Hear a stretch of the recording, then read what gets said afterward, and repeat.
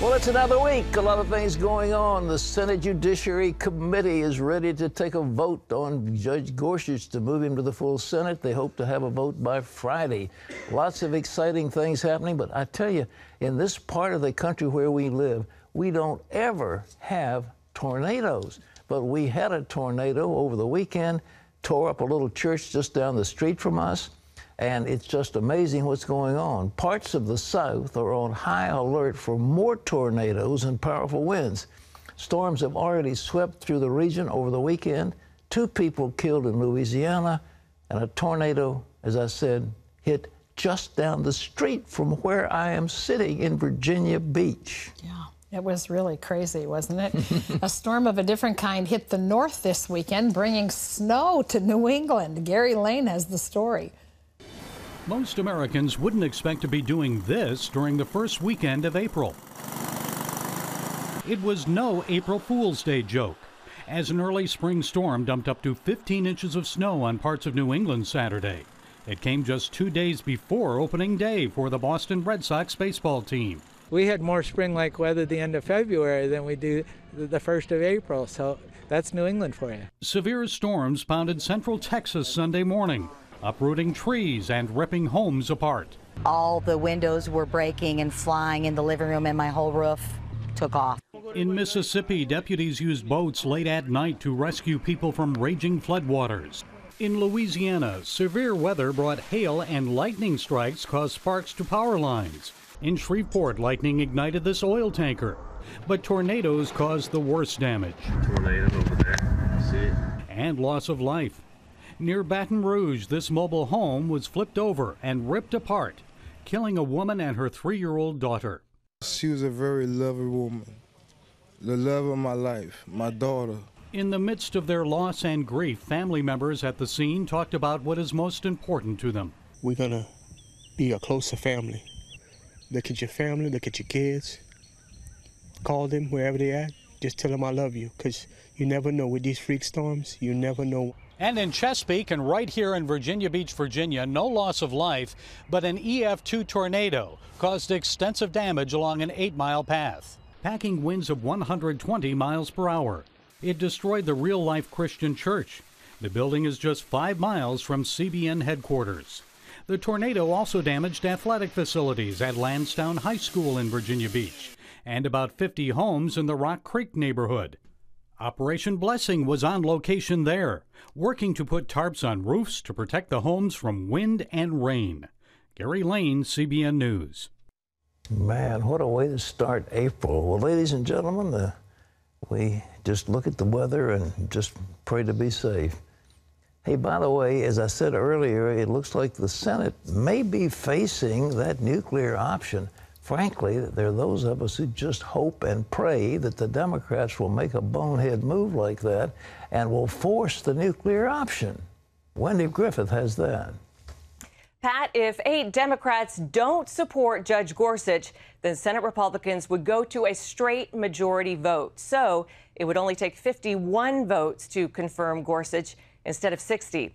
The 3rd Democrat announced his support for Gorsuch this weekend. Senator Joe Donnelly said Sunday that Gorsuch is, quote, a qualified jurist who will base his decisions on his understanding of the law. But 36 Democrats and 1 independent say they will vote to block him.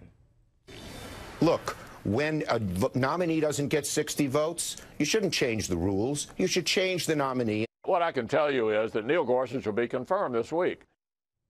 The Senate Judiciary takes up his confirmation today, and the full Senate votes Friday. Pat, what's your prediction?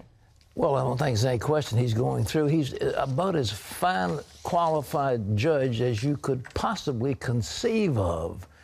Universally acclaimed by everybody who has any reasonable understanding of the law. And this Democrat ploy is just absurd. Now, just so everybody understands the deal, he goes right today, the Judiciary Committee, which is a Republican, they have the majority, so they'll vote him out, to the Senate. The Senate has already been having debate about him. I don't know if they'll do any more debating, but they're having a vote, they hope, before there's a holiday on Friday. Now, what a filibuster is one side starts talking, and they keep talking and talking and talking, and they prevent the Senate from going forward with anything else. So they basically say, you're not going to be able to vote on this man because we're going to slow up the proceedings, and we got to block it. And in order to bring what is called cloture, cloture means that you shut down the debate. In order to invoke cloture, you've then got to have those 60 votes they're talking about. But what Harry Reid did when he was in charge of the Senate, he said, well, we're going to do away with that filibuster, and we will allow a simple majority to invoke cloture if need be, so that vote can go forward. And in order to do that, he jammed through a group of liberal judges to the D.C. Court of Appeals, which is really the second most important court in America under the Supreme Court. And Obama put a bunch of liberals on there with what is called the nuclear option, because they blew apart the filibuster and just said a simple majority does it. Well, what some of us think, if the Democrats force the nuclear option on this one, it will open the door for every other Supreme Court nominee, and there probably will be 2 more at least. And that means that Trump can appoint 2 more conservatives from his list on the Federalist Society. And it will change the Supreme Court for the next 10 to 20 years. It will be a major shift in American jurisprudence. So if the Democrats force that, there are those of us that saying, please, you know, throw me into the briar patch, old buddy. Wendy, what's next? Pat, President Trump says the U.S. will act alone to eliminate the nuclear threat from North Korea unless China increases pressure on Pyongyang. The president told the Financial Times that he'll be talking about the North Korean threat when he meets with the president of China this week in Florida. The Trump administration believes North Korea could hit the U.S. with a nuclear-armed missile by the end of the president's first term. Trump says the U.S. will deal with the North with or without China's help. The White House considers North Korea the biggest threat to the U.S. America's ambassador to the United Nations says there's no love between the U.S. and Russia. Nikki Haley says she's beating up on Russia and no one's telling her to pull her punches. We beat up on them because we thought that what they did with Crimea and what's happening in Ukraine is wrong, and we called them out for it. And what we've said is that they are not being helpful in the way that they and Iran are covering up for Assad. We don't think that's helpful. So there's certain things that we do work with Russia on, and then there's certain things when they do something wrong, I have no problem calling them out on it. Investigators are still looking into possible links between Trump's associates and Russia's alleged meddling in the campaign. But Haley says the president hasn't stopped her from her attacks on Russia. She says Trump respects Putin but does not trust him.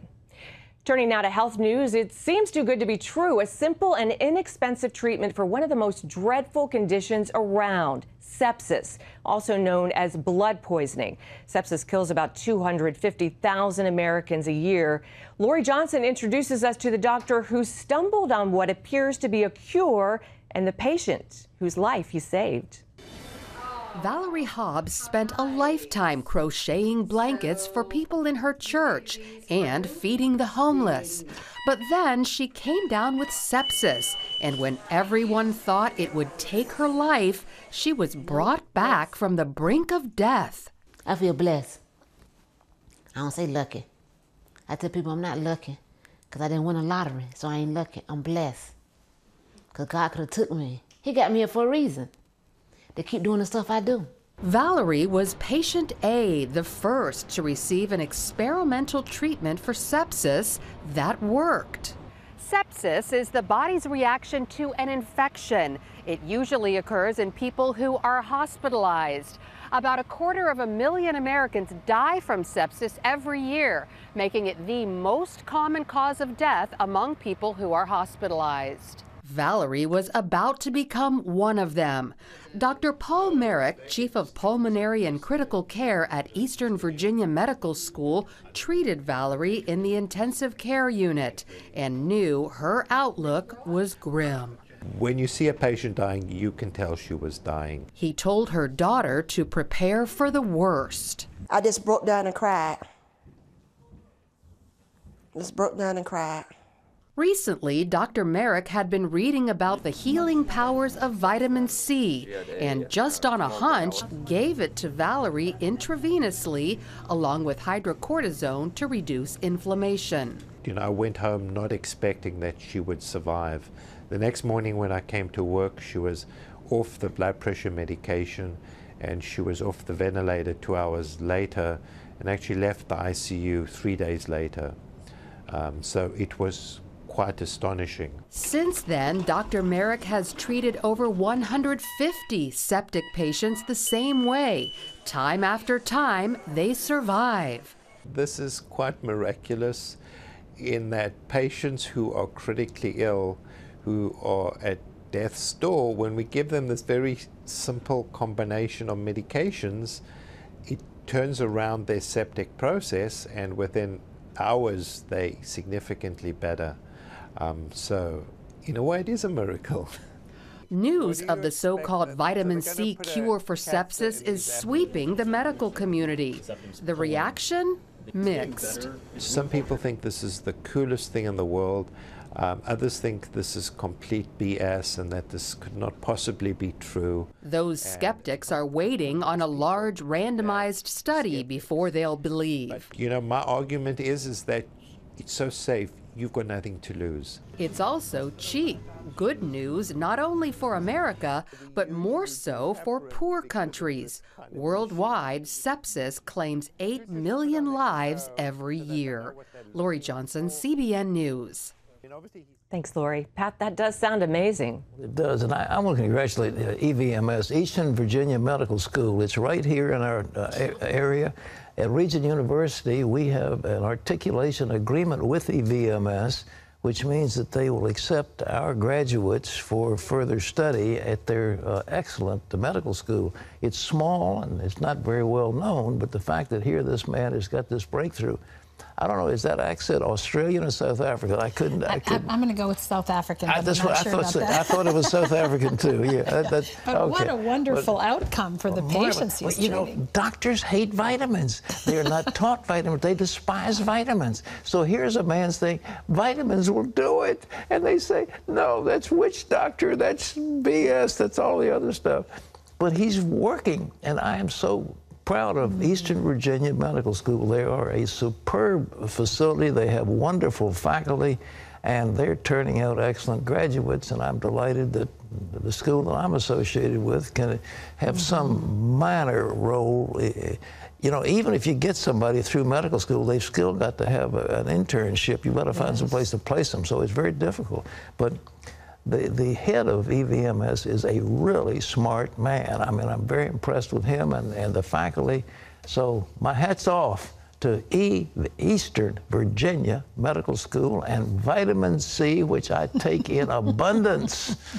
And it's working. It's working. I love it. Okay.